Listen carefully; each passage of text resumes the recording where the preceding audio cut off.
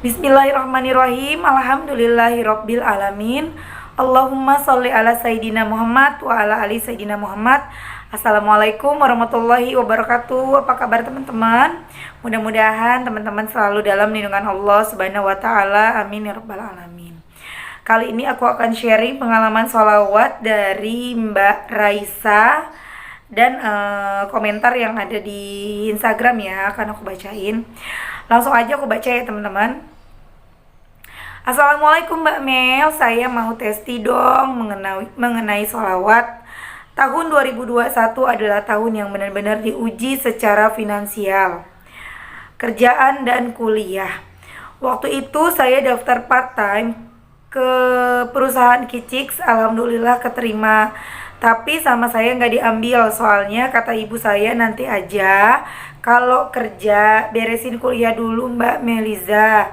Terus Mbak Melisa, bulan kemarin ibu saya alhamdulillah dapat uang 100 juta secara tiba-tiba. Terus dipakai untuk pembiayaan mudorobah supaya uangnya produktif. Rumah yang di Pungkur Bandung juga laku dikos-kosin, dan ibunya sambil bilang mau dibeli aja rumahnya. Alhamdulillah Mbak Mel, makasih Mbak Mel udah sering ceramahin di IG story. Barokallah buat Mbak Mel dan keluarga ya. Waalaikumsalam, Masya Allah. Ibu ikutan salawat juga Kak. Mbak Raisa, selama ini yang masih istiqomah dibaca apa aja? Ibu mah istighfar sama ngaji Quran. Kalau aku masih baca Munjiat Jibril sama WYAA 40 Mbak. Dan kebetulan Mbak Raisa ini admin di grup ngaji Riyadhah yang Waqiah, Yasin, Ar-Rahman, dan Al-Mulk 40 hari. Masya Allah, ngaji itu dahsyat Mbak. Istighfar, munjiat, semua dahsyat, keren. Nanti aku share ya. Boleh Mbak Mel? Iya Mbak, aku juga baru tahu kalau ngaji dahsyat. Ditambah lagi Mbak, nilai kuliahku A semua. Masya Allah, belajarnya biasa aja atau memang kerja keras? Memang keras juga belajarnya. Biasa Mbak, namanya online, jadi pusing sendiri Mbak Mel. Masya Allah, udah sibuk masih bantu jadi admin. Allah yang bales ya Mbak. Nah itu tadi testimoni dari Mbak Raisa. Aku tahu ceritanya Mbak Raisa ya dari awal. Aku kenal sama Mbak Raisa waktu itu ayahnya sakit, kemudian sampai pada akhirnya ayahnya meninggal. Padahal membaca sholawat tuh Mbak Raisa. Tapi sama Allah ya memang udah waktunya diambil ayahnya ya diambil. Kemudian masalahnya bertubi-tubi, dari mulai masalah keluarganya, masalah tantenya. Waktu itu sempat cerita seperti itu Mbak Raisa, dan tetap sholawat dijalanin sampai detik ini. Dan akhirnya Mbak Raisa dapat rezeki ibunya melalui ibunya. Masya Allah teman-teman. Selain Mbak Raisa itu memang terus bersolawat, beliau juga nurut sama ibunya, karena memang kita harus nurut ya sama orang tua. Ibunya bilang jangan ya jangan, karena aku dulu ngalamin teman-teman. Dulu tuh karena memang setelah aku lulus kuliah, mau kerja tuh kayaknya susah banget dapat kerjaan. Udah naruh lamaran di mana-mana. Dulu tuh aku lamarannya nggak kayak zaman sekarang online ya. Kalau aku nggak tahu kalau guru zaman sekarang online atau masih ngelamar kayak orang zaman dulu gitu. Dulu aku tuh datang ke sekolah-sekolah nyerahin surat lamaran gitu ya. Nah pada akhirnya ada lowongan jadi guru pramuka waktu itu.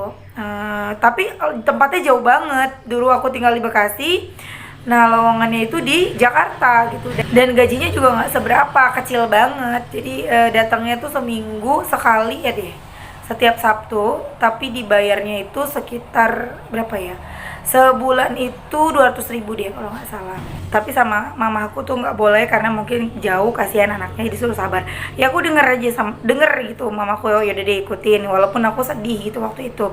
Dan Masya Allah setelah itu nggak lama, nggak nyampe sebulan, aku dapat kerjaan yang jauh lebih baik, dekat dari rumah, gajinya lumayan gitu teman-teman.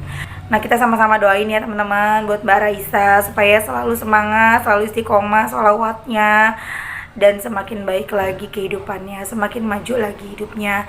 Mbak Raisa ini ngejalanin hari-harinya tuh, Mbak Raisa ini banyak banget ya ujiannya teman-teman. Dan Masya Allah yang aku salut sampai sekarang masih istiqomah, itu keren banget. Teman-teman juga gitu ya.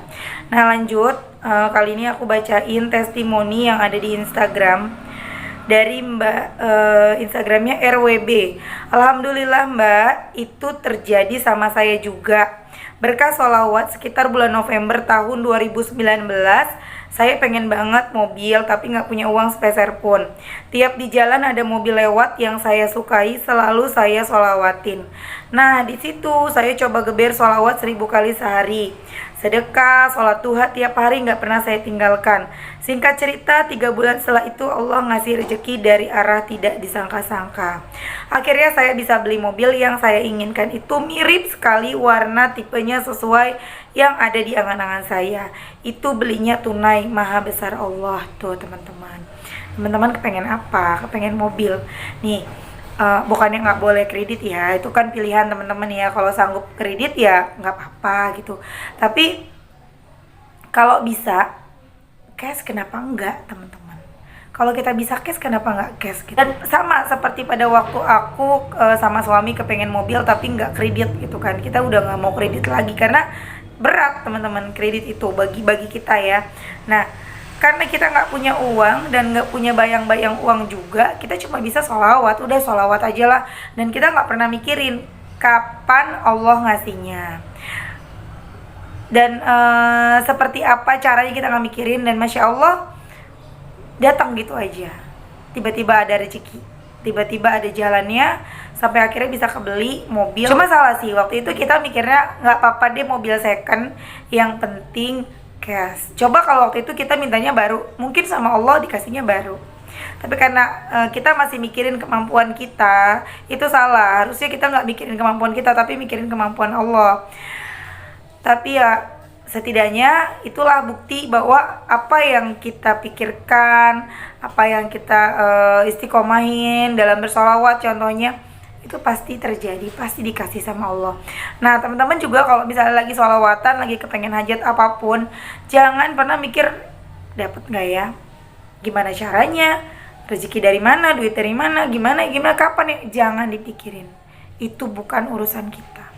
Tugas kita itu cuma usaha, doa terus diulang-ulang, minta sama Allah, baca sholawatnya jangan berhenti. Kemudian teman-teman juga bayangin ketika teman-teman udah mendapatkan itu, misalnya yang kepengen jodoh, bayangin oh udah ketemu jodohnya, bayangin udah mau nikah, udah ketemuan nih, udah pertemuan keluarga, bayangin walaupun belum tahu siapa jodohnya.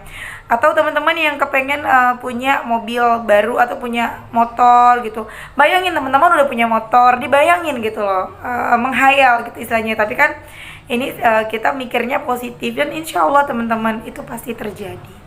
Deketin diri sama Allah, perbanyak sholawat, perbanyak baca Quran, gak ada yang gak mungkin bagi Allah. Udah banyak kok buktinya.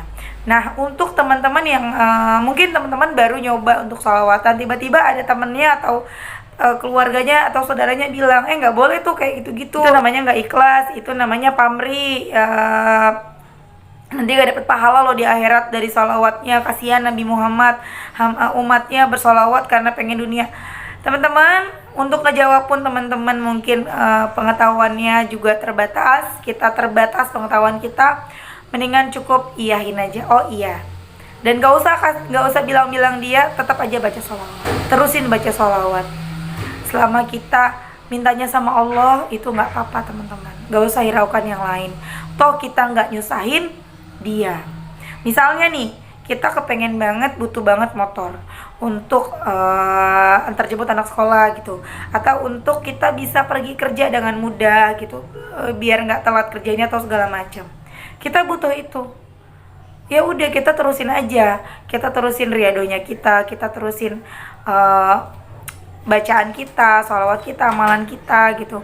Gak usah mikirin yang lain. Toh kita juga tidak menyusahkan dia, tidak menyusahkan mereka gitu teman-teman ya. Oke teman-teman, sampai di sini dulu. Mudah-mudahan bermanfaat. Mudah-mudahan jadi motivasi buat teman-teman.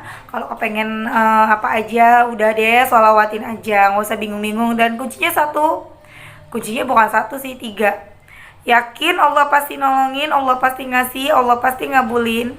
Istiqomah dalam bersolawat. Yang ketiga adalah pasrah. Ketika kita sudah pasrah, pertolongan akan datang. Ketika kita pasrah, Allah akan mendatangkan hajat-hajat kita. Terima kasih teman-teman, jangan lupa di-share kalau menurut teman-teman video ini bermanfaat. Assalamualaikum warahmatullahi wabarakatuh.